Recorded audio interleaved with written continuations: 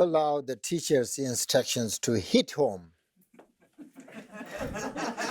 and strike a chord and single-pointedly and solid perfect certainty of mind. Perfect certainty of mind.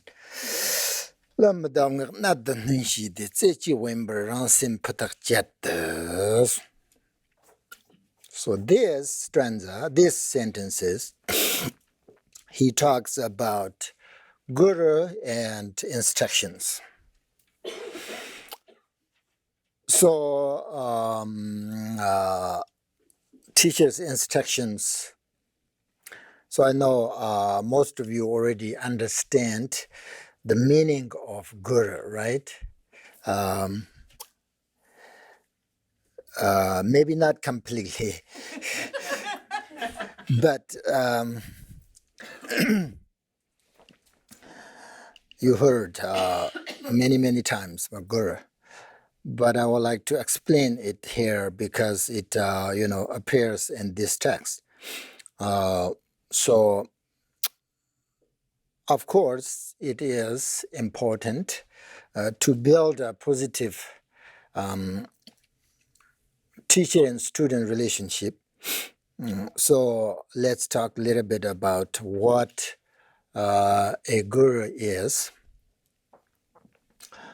The guru is our present gurus who guide us to enlightenment and who give us teachings like oral transmissions, tantric initiations, and the vows and other sort of personal advices.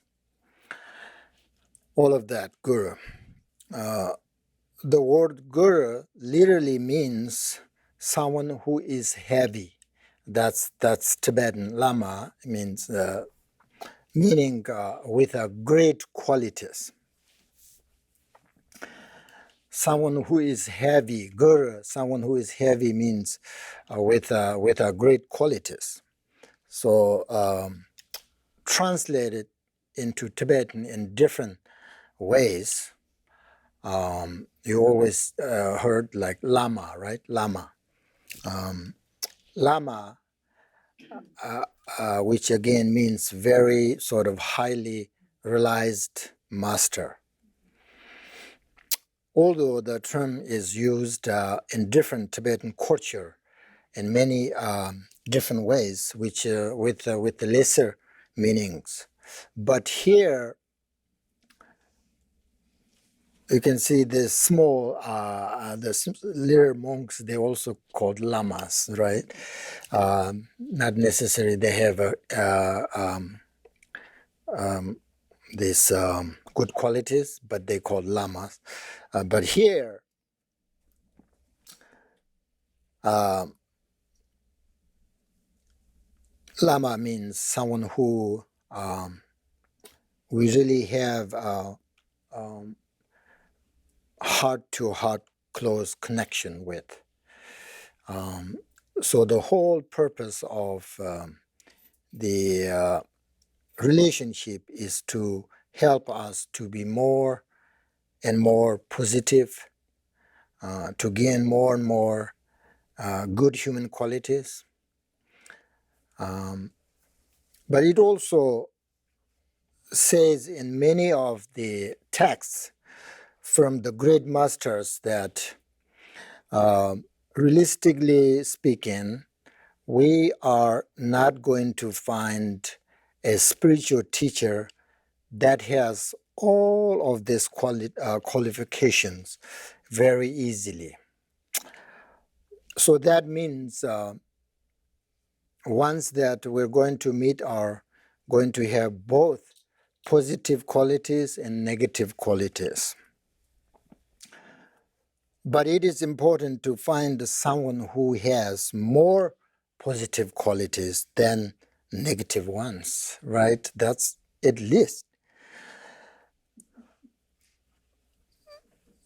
So generally, there are many levels of spiritual teacher. And there are some that are only really qualified to give us information in the beginning of our spiritual path. If you don't know anything about Buddhism, that is what you are looking for. It's just information, introduction. And there are others who can explain a little bit about how to put it into life. There are those who can teach us just technically how to meditate.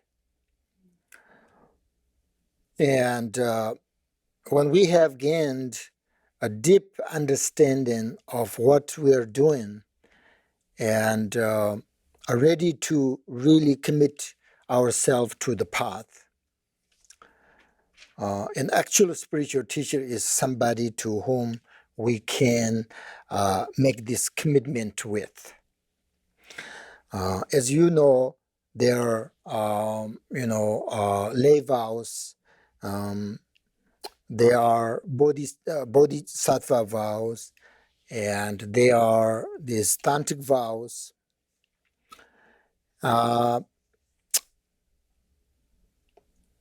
That is where you establish the relationship with the spiritual teacher.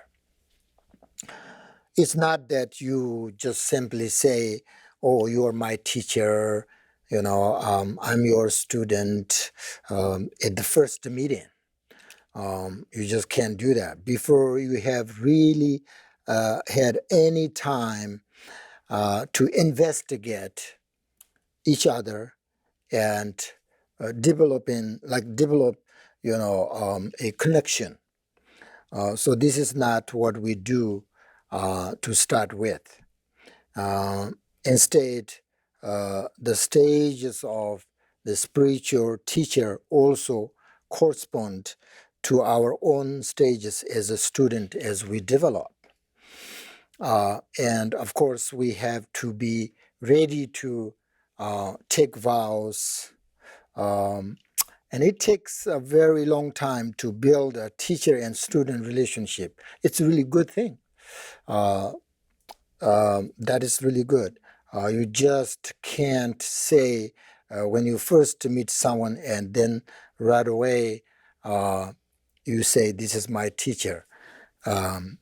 So you have to check and you have to build the relationship.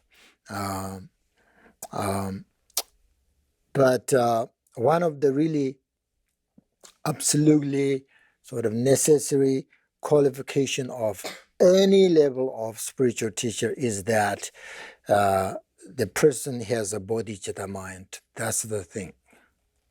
Then that person, if you like the way he looks, the way he talks, once you find this person has a bodhicitta mind, then you could say, he will be my teacher. Then it's fine. Because otherwise you cannot find a teacher who has all these qualities. It's very hard, especially nowadays. But as I said, I think for me it's fine if I like somebody and who has experience at least like how to teach, how to show me the path and instructions, all of that. And at least Bhakti Rinpoche says that, who has a bodhicitta mind, then I can follow that person and keep it, as my teacher. But someone who has no bodhicitta mind, that person cannot be a good teacher. Bodhicitta mind is not easy to have a bodhicitta mind, but not so difficult. So you can, in order to find that person, you can investigate as much as you want, as long as take, So so that kind of teacher you need to find someone who has a bodhicitta mind. Then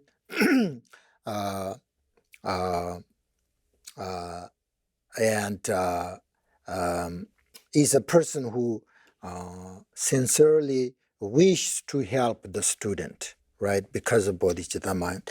So we have to be very, in order to have the bodhicitta mind to practice long time. So once you have bodhicitta mind, you actually can teach others.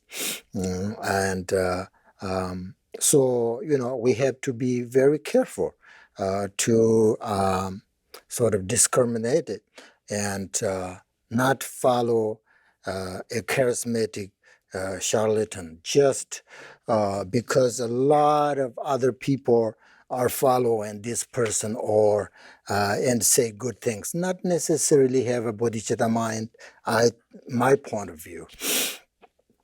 So you really need to be careful. If you find a teacher who has no bodhicitta mind, it's not good for you. It's not good for you. So a very good spiritual teacher gives us methods and especially instructions. By the way, another one is like someone who has a bodhicitta mind, that it's very important to find your teacher. Someone who has bodhicitta mind, that's important. And the second thing is the lineage. The pure lineage is very important. Then you have blessing. Believe me, I have lots of experience, many years. So once you have a great teacher and with great lineage, there is a blessing. So that's kind of you need to, otherwise don't expect too much. Oh, I have a teacher, but he did this. This is kind of not according to Buddhism, makes mistakes. That's fine, right? Someone who, as I said, this is very important. Someone who have both positive and both negative, that's fine, but more positive. That kind of person you need to, look for your teacher. So, once you have all the instructions from your teachers, then that's I always say, first you have to find a teacher, and then second, once you have teacher, then you need all the instructions. Whatever teacher says, you have to follow it. It doesn't mean like, I mean, if you don't like, or if you just, once you find, you have to follow it. And then once you have all this information from your teacher, then it is up to you to work on them. That's why this text says, seek perfect certainty of mind. Right? Seek perfect certainty of mind. This means once you have all the information and all the instructions from your teacher, then you have to put them into your practice. You have to have a great deal of courage and the willingness to change and to grow.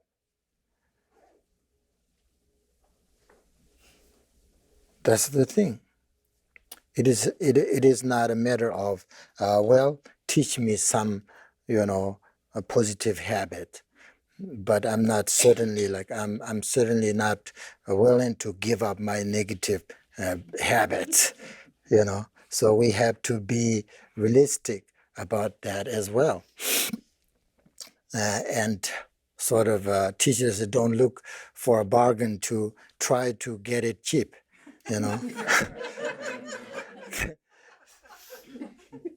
So think of the examples of great masters from Tibet who went through difficult situations, in order to meet their spiritual masters and receive teachings from them. So that's why I said, the practice, the lineage, the biography of our teachers is so important. It gives you like enthusiasm, or they went through this whole difficult challenges, difficult situations, you know. So that's why, you know, another reason, the preliminary practice, right? Preliminary practice are not not easy. But they're so important, right? They're so important. Because they're so important because I think they're not so easy to do. So, especially for Westerners, because there are lots of visualizations, accumulations. All of this is hard, but if the student are willing to do it, no matter how difficult it is, no matter how you don't like to practice it, that shows that student wants to change, to grow, to attain liberation. That's why I think these teachers give you the most difficult, practice first. Because most people, my root teacher, one teacher said um, lots of students, Dzogchen master. We don't have the pictures today, but I will bring next time pictures of my teacher. He has lots of students, especially like his Chinese students, and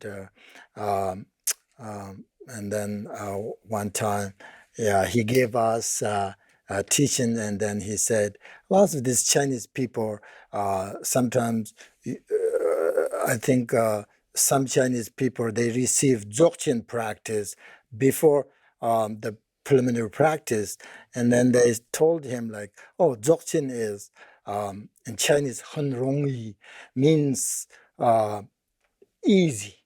You know, it's easy. Dzogchen practice easy.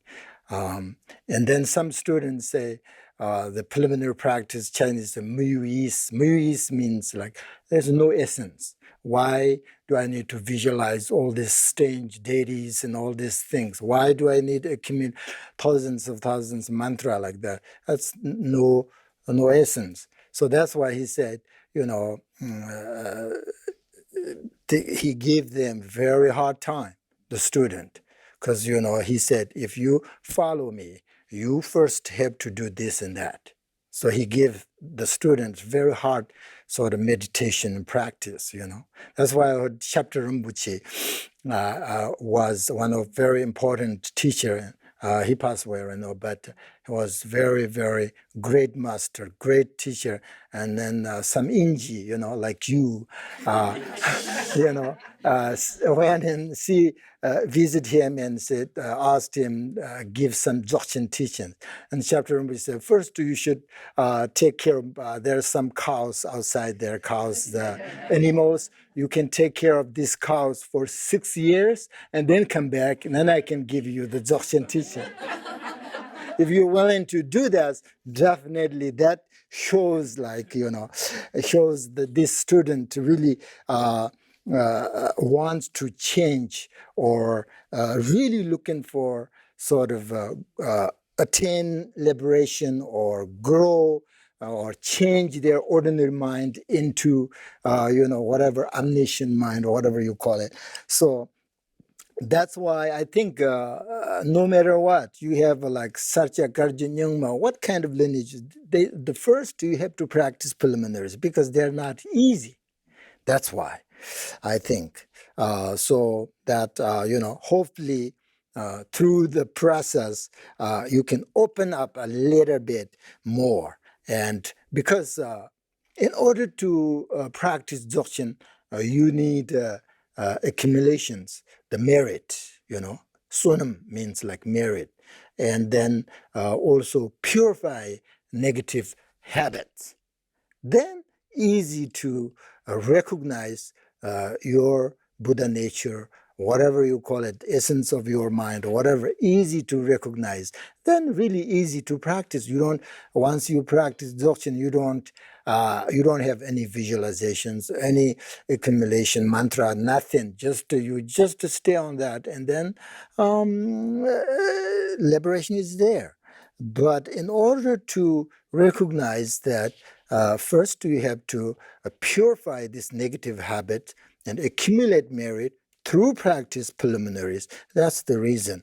That's why if you do the preliminary practice with any of the lineage masters, it is very important to know the biography of this person and know their qualities, not just have it be sort of vague, you know. And by understanding in detail, you can try to related to that person as a person, you know. Otherwise, there will be very sort of, I think, leader energy there and sort of leader enthusiasm there. But with a real human being that you know, not necessarily all the time, but have some sort of contact with them, then you can feel the energy much more strongly, and it will give you far more sort of inspiration. So all these masters, at one time, you have to understand that, like us, right? All these masters, at one time they begin as a regular person, right? Like us, exactly like us. And through sort of determination and commitment, they slowly developed their qualities and become these great lineage masters. That shows us we can do that too. Definitely, we can do that too. It takes time. It depends your negative habit, but you have to understand that. That's why this practice lineage is very important. They were not just born this way, you know, master or have this omniscient mind. They're not born this way. So they developed, right? They developed these qualities. So. How did they develop their qualities? That is important for us. How did they practice diligence, even like, you know, under very difficult situation in China? You know, my teachers, they went to a jail, a prison, many years, but never give up. In the jail, they they were very happy actually. Oh, this is perfect time. You know, I can't go outside. I can do this, but they cannot control my mind, right? So they control my physically. I can't do this and that, but I have time. So they just practice. They just practice in the prison. You know, so that kind of situation, still they didn't give up. So we think about like, oh, today I want to practice, but I can't come because my business, my this and that. So we just give up little things like that. That's not, it doesn't shows me like really this person want to change or attain a liberation. Maybe we don't understand the benefit of liberation. Maybe we don't see the benefit of meditation. Once you see that, you know, you can't say like, you cannot say, I can't come today because this and that. I don't have time. When you have like, we're going to die, you can't say, I don't have time to die. You know, that's the thing. That's the really thing. As you have to really be careful, you know, like this is very real opportunity. I think I always think every day is a precious day and opportunity, real opportunity. I don't have, maybe I'm going to die tomorrow. It's uncertain. So this is my opportunity. So I don't want to really, I want to do something good, something like that. So, you know, so anyway, like, you know, so before that, but my current, like my teachers, they were, you know, went to, you know, really difficult situation, but never ever give up. So that's we have to understand that. That's very important for us. We need to, you know, deal with our bad habits, or negative emotions, whatever you like, and be willing to give up our negative habits. Otherwise, uh, otherwise Buddhists say, like somebody is not going to fall out of the sky and say, here I am, I have been looking for you, please come, I will lead you to enlightenment. It doesn't happen that way. It doesn't happen that way. If we want to experience something and to change something, then we need to investigate, what are the causes, and then build up those causes. Um, Always complaining, always criticizing others, always looking at their negative points, always being lazy, not willing to work for things, and just expect that everything is going to be handed to us. They're the I think they're the types of like obstacles that will prevent the development of our human qualities. you know so very important to understand, recognize the precious your life each and every day, and this great opportunities, never waste that.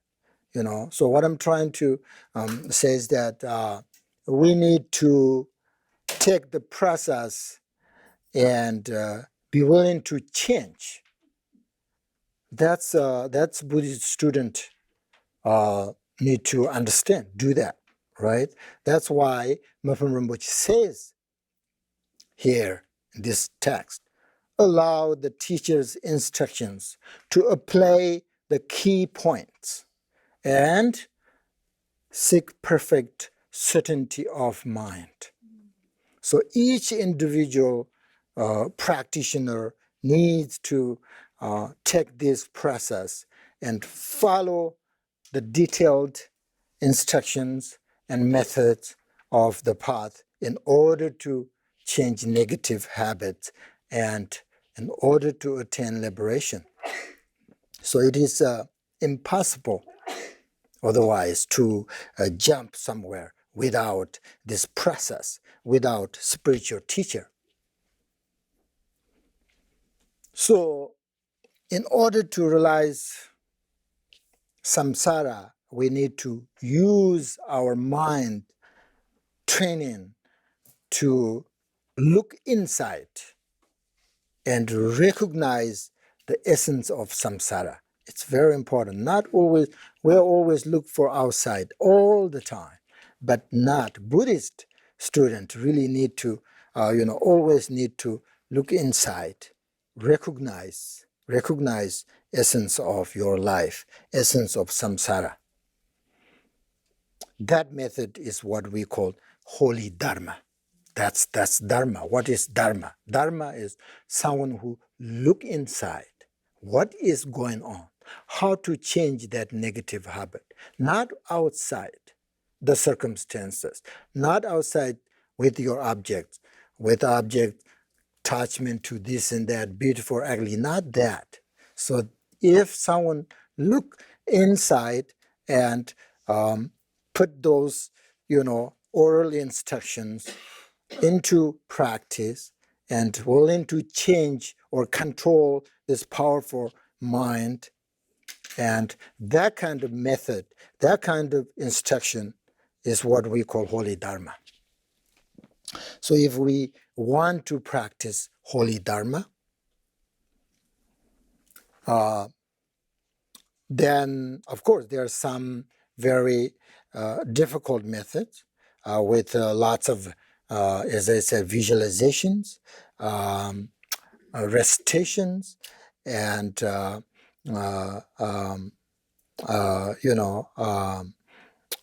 you then might start to feel like you're not focused at all. Your mind is wandering 99.9% of the time, and then you feel like you're just saying the words with no feeling. Then you start to develop doubt and feel like you're wasting your time, because you can make your practice meaningful and focus the way you want to, or expect it to be. Because this, I have felt like this in the past, and I'm of course still, but especially in the past, and I'm sure many of you have felt, or felt like this too. And then sometimes you might get angry and think you are such a bad student. I can't focus on my practice, uh, uh, and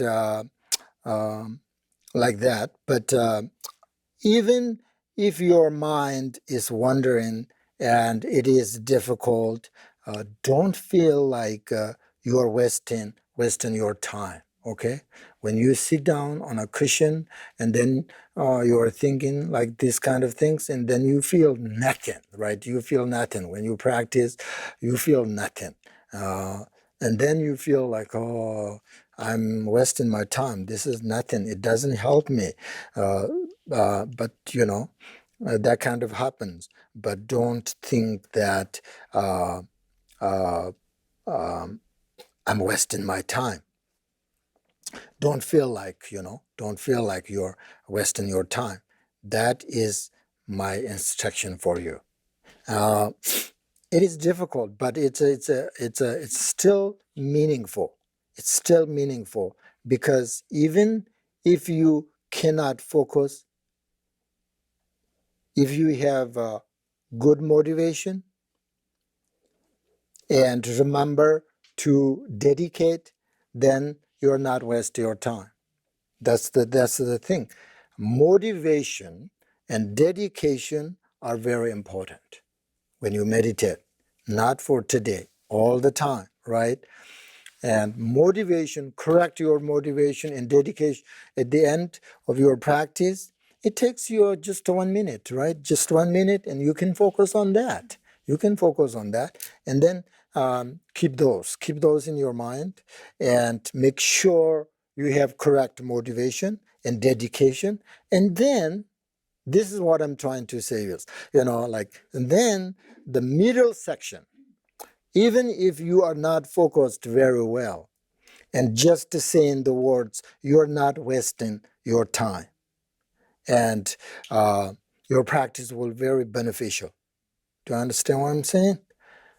If you don't have good motivation, if you don't remember the dedication at the end, then I think you're wasting your time.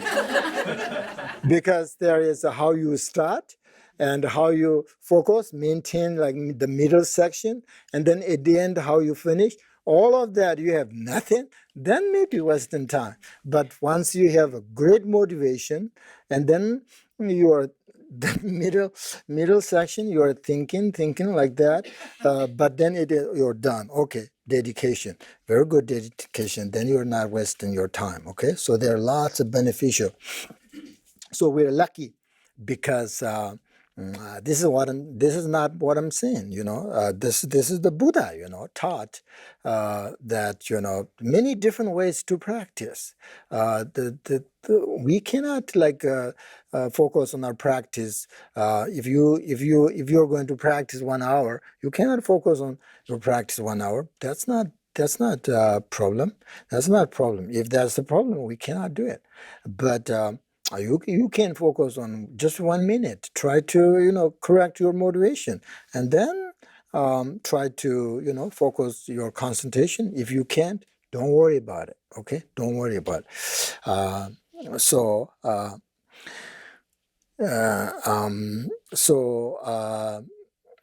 Buddha and our teachers very grateful. We're very lucky because they taught many different ways to practice. Not only the challenging visualization and recitations, right? So there is a very simple but very meaningful practice actually that I would like to share with you. I think this is very important. Like to me, it's very important. In your day, uh, day to day life, you are either happy or unhappy. Like right, that's very normal, right? Up and down like that. Um, what should we do when we experience like this? Sometimes happy, sometimes unhappy, means suffering. Um, if you are happy, uh, you should make the aspiration that all beings may experience this kind of happiness, right? And have happiness that fills the kind of sky. There is a prayer says like that. If you do this, then you never waste your joy. you know, and it is no longer sort of just selfish enjoyment, but it become virtuous. Sometimes people are very happy, then they don't remember this kind of instructions. I'm so happy, and they just drink and smoke and eat meat and all of that kind of things. That then it's selfish, right? Selfish enjoyment. But once you're happy, that's so good. But at the same time, think about this motivation, and then your happiness become a virtuous. And if you are unhappy, for sure, sometimes you can take on the suffering of all beings. Think about, think that by my suffering, may all beings be released from their suffering. Maybe you don't have that capacity, but it's not depends on your capacity. It depends on your motivation. So by doing this, your suffering also become a virtuous, meaningful, if you can visualize that. That's not so difficult, isn't it? It's not so difficult. Maybe you don't have like a genuine, like taking, this kind of other suffering, but that's no problem. Just try to, think and visualize and sometimes say, may all beings release their own suffering because I can feel my suffering, like that kind of. So then, your suffering becoming very meaningful. Otherwise, people don't say, "Oh, I'm suffering." That's not meaningful, right? But if you have that kind of visualization or thoughts, then your suffering become virtuous and meaningful. Isn't that wonderful? I think, because this kind of instructions we need uh, each and every day, right? Each and every day. Uh, Great practitioners, they don't need this kind of instructions. They have more than that. But like us, ordinary people, we need this kind of like simple but meaningful, profound like instructions, and everything, every actions. Then Mipham Rinpoche said, within samsara, activities are pointless. No. Then we have this kind of, instructions. If you remember when you are happy, when you're unhappy, this kind of instruction, then it's very useful, become virtue and meaningful. Then that means you have either you are happy or unhappy, you have meaningful life. So everything you see, it depends on your motivation. That's Buddhist essence of teaching, So, and then you may sort of, if you have that kind of visualization, you may end up become happy after sort of setting this aspiration. you know. It's a very simple practice.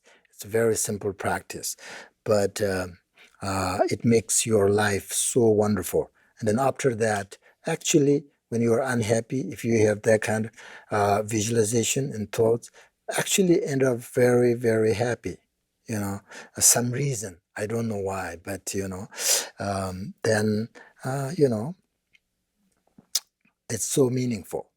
Um, uh, so that's the thing. And another thing is, what do you do when you have some kind of negative thoughts in your head? From the Buddhist point of view, negative emotions are mainly related to two things. One is a self-centered attitude, which is I, my, mine, that kind of things, right? And another sort of factor is accepting reality as it appears. From the emptiness point of view, nothing exists as it appears. So, since all negative emotions are based on appearances, once you realize nothing exists as it appears, then your negative emotions are no longer there. So the self-centeredness is one cause, and then the belief of grasping things as they appear is another cause of negative emotions. So these two things, Buddhist point of view, these two things are the basis of destructive negative emotions. So now what? Since these two things are the cause of negative thoughts, negative emotions, we need the best antidote to these two things, the cause of suffering. So the best antidote to self-centeredness is the practice of bodhicitta, right? Because once you realized all mother sentient beings are a part of your life, then you have love and kindness and compassion.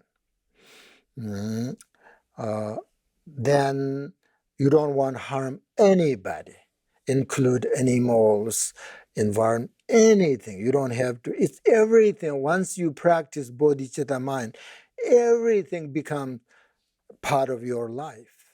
So then that helps you, like, you know, you don't want to harm anybody. That's the benefit of practice bodhicitta. So that right now, like, if we don't have bodhicitta mind, then we harm others for our happiness. We kill somebody and eat their meat for our happiness, right? But when you have bodhicitta mind, then this animal, whatever, become a part of your life, because you will see um, many ways, like from Buddhist way, they said, like, all um, mother sentient beings become your parents, right? Because samsara goes around. So there's no end. So once you come back, you need parents. So therefore, all sentient beings have been like our parents countlessly. So if you recognize that, then you don't want to harm anybody. Or, like, logically, when you think about bodhicitta mind, whatever you want, you will recognize same thing. So other people want that. Other people don't want to suffer. So you will really understand very clearly and then you don't want to harm others. So then your this selfishness, whatever you call it, goes down, because the antidote. Then you develop love and kindness. That's very important practice, bodhicitta. And the antidote to grasping is emptiness. Emptiness, right? Because when you realized things do not exist as they appear, then you do not have a grasping mind, right? If you really recognize, like, this table doesn't exist as it appears, if you investigate, if you understand the essence of this table, essence of this, practice in emptiness, uh, by doing this, you will no longer be living only thinking about yourself. Instead, you will always be thinking of others and sharing your joy with them, or taking on their suffering, all of that. So, that's one thing. So, bodhicitta, one thing. Emptiness, another thing. So that's why I told you, right? Renunciation, bodhicitta, emptiness. That's all Buddhism. Renunciation helps you to practice bodhicitta and emptiness. That's why renunciation is first. And then bodhicitta, why? Because then you have two choices. You can practice bodhicitta, or you can practice emptiness, which is actually ultimate bodhicitta, right?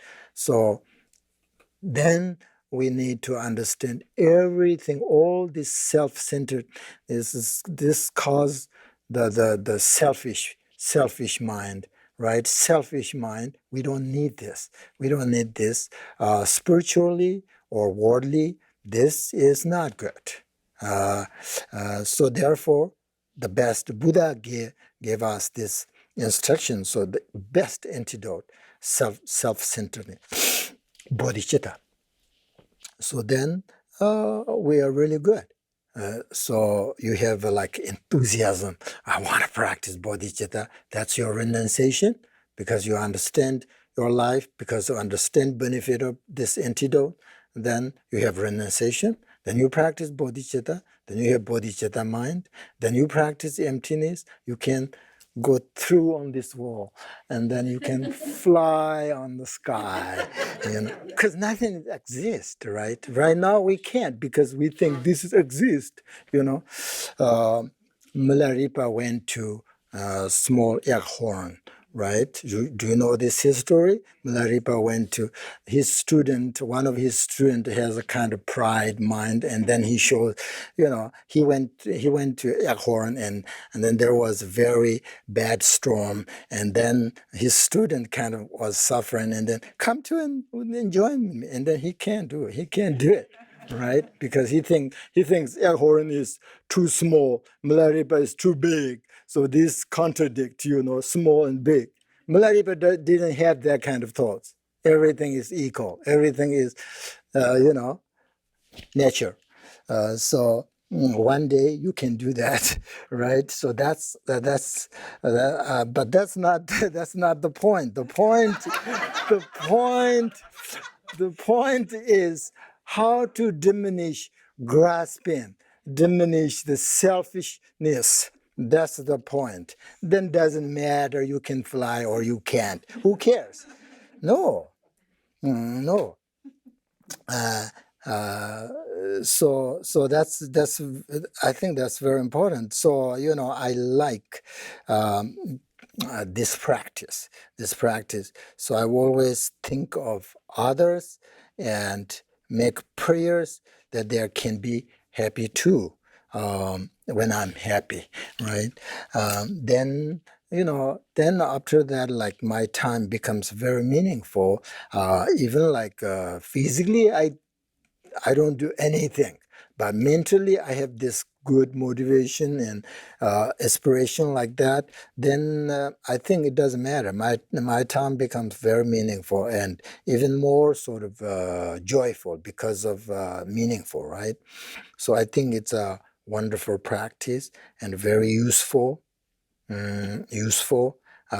This kind of like we're not talking about something that beyond our ordinary people like capacities. I'm talking this kind of thing we need each and every day because we are sometimes happy, sometimes unhappy. Isn't true? Yeah. If that, then what should we do? That's the thing. That's I think that's you're looking for, and I'm looking for it. When I'm happy, what should I do? My happiness become a meaningful virtue. If I'm not happy, what should I do with that? So then, fortunately, we have this great instructions from our teachers. So that's I think wonderful and very useful. So I hope you will try to remember it too. So every day, each and every day, everything Buddhism, everything depends on your motivation. You know. So it's very important. And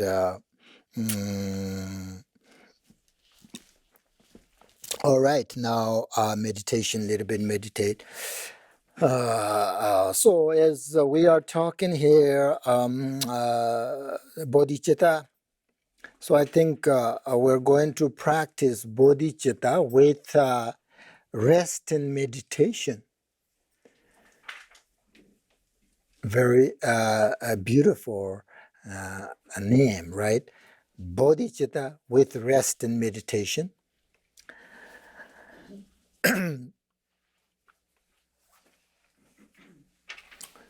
One thing is,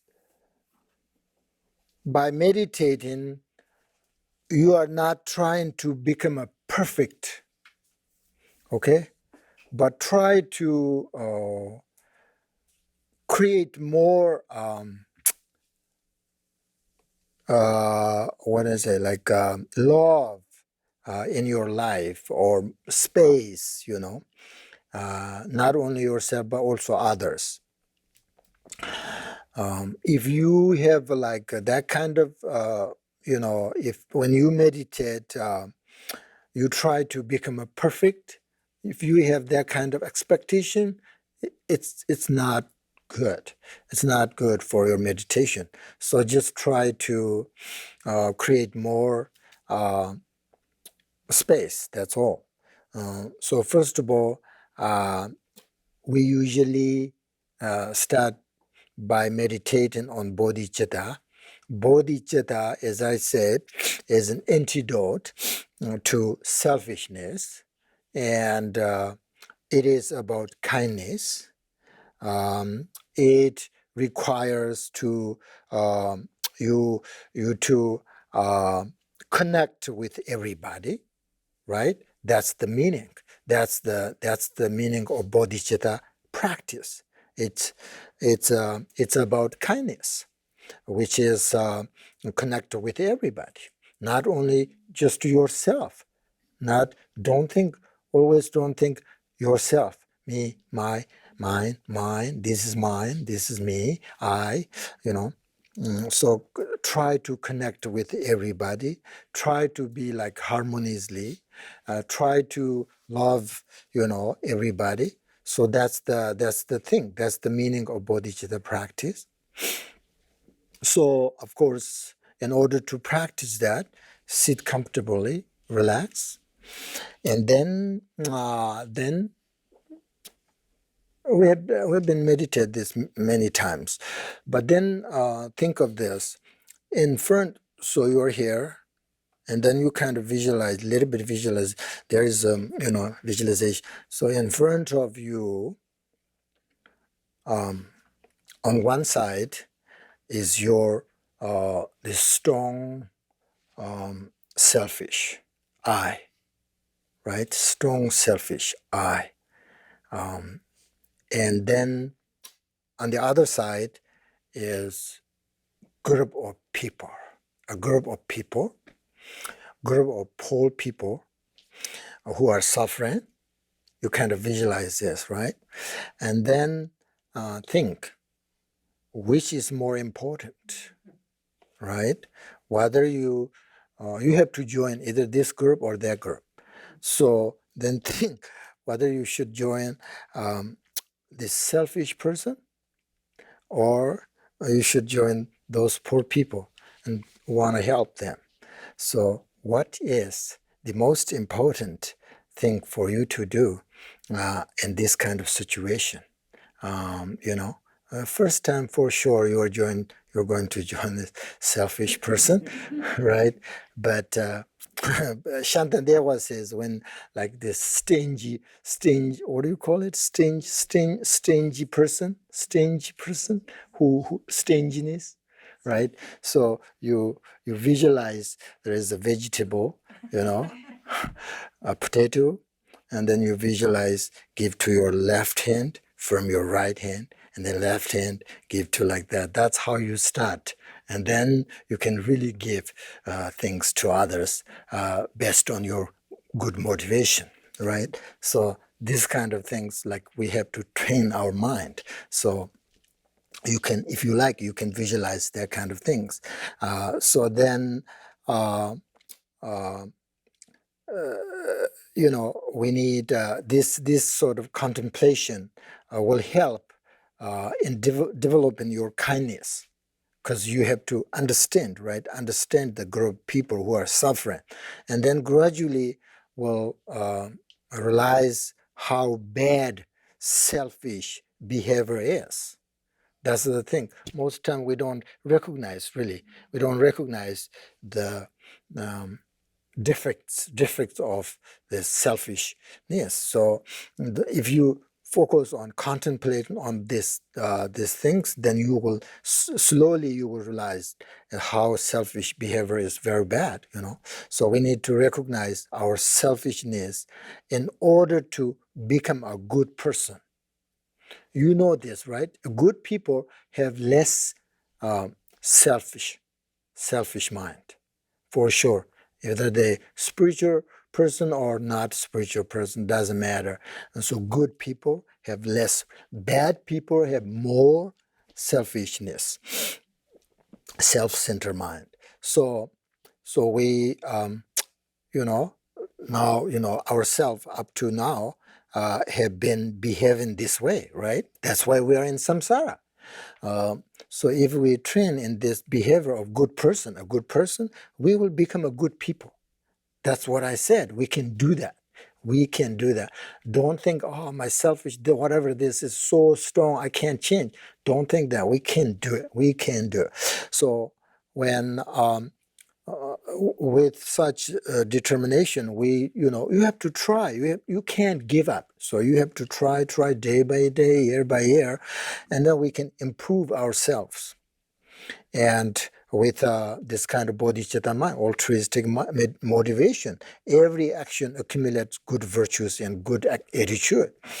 And end of your, then that's your visualization. And then if you want end of contemplate, you should look at your mind and try not to follow your thoughts.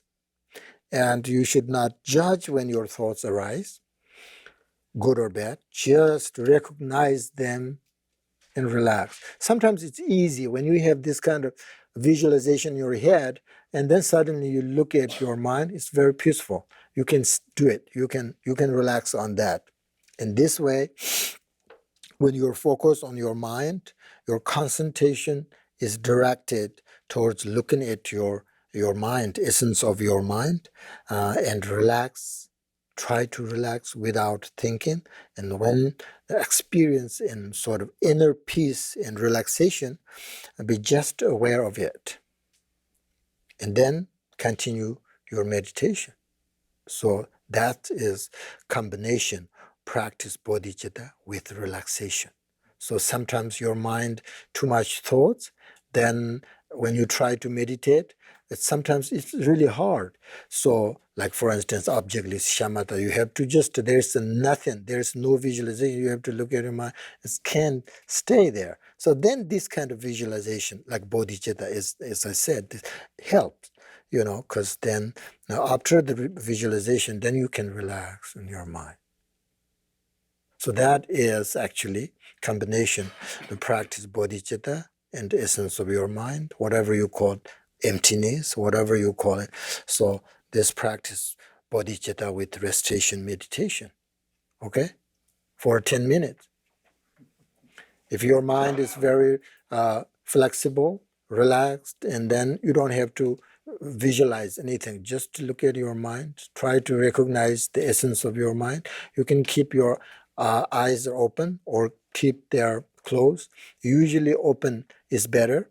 There is wisdom. Wisdom light comes into your eye if you open. If you close that, then you don't have that light. But it's up to you. It's fine. Either way is fine. So you don't have to visualize. But if you're full of thoughts, then you should visualize. These are very virtuous and good, positive visualization, rather than follow your thoughts. Do that for 10 minutes, please.